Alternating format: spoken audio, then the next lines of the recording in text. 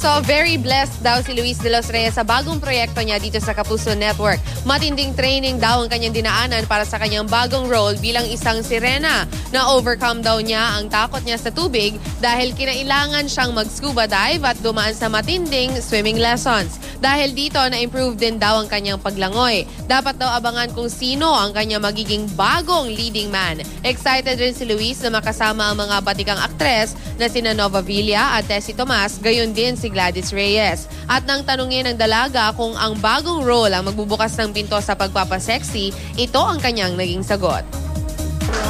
Siguro pakita ng konting skin. Hindi up to the point na sobrang sexy. Kasi syempre, iaakma ko pa rin siya sa age ko. And may malaking twist talaga yung bago kong show kasi hindi ako isang tao lang.